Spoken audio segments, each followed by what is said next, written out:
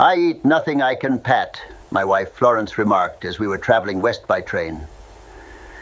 That was over 20 years ago, as we looked out the coach windows and saw the starving cattle along the snow-swept plains.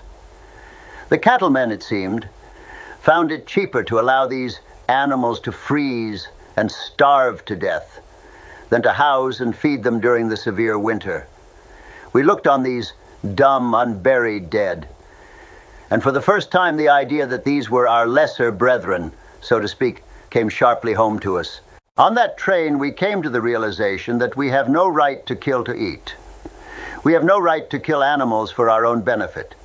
I also would not kill, or having anyone kill, in order to clothe myself. We do not and cannot subsist in any way upon the dead bodies of any creatures that have walked the earth. The ribs and flanks of the poor creatures are knifed so that man may have his steak, his roast beef, his veal.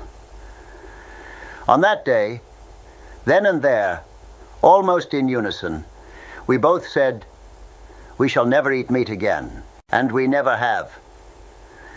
On that day, we stopped eating the flesh of animals and have never touched it or had it on our table since. We say, or if we say or think anything about it at all, that we need meat in order to live. But we are very much alive and vital than ever, after over 20 meatless years. So we must ask, do we?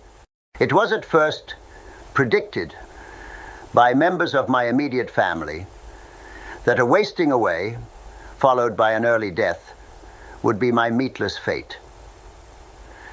The fact that George Bernard Shaw and other notables were vegetarians did not seem to ease their minds. And just in the beginning, I felt a trifle nervous myself, so I consulted an eminent specialist. He said, portentously, "Oh, but my dear fellow," the specialist more than implied that he really could not be responsible for me if I did not go back to my spare ribs. It meant, to put it bluntly, death or meat. It took me, with visions of those prairie slaughterhouses before my mind's eye, less than an hour to decide on death. That was 20 years ago. Need I go on? But please understand that I'm not a fanatic. I do not label myself a vegetarian.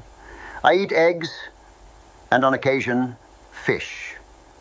Nor do I mount a soapbox and become a militant. I appeal only to the humanities. It is the unnecessary death of animals that I deplore. In discussing the right or wrong of killing for food, I am frequently met with the argument that this slaughter is what nature intended, that all animals prey on each other. But we are above the animal kingdom. We are differentiated by intelligence and emotion. What better way of showing this differentiation than by not killing in order to eat?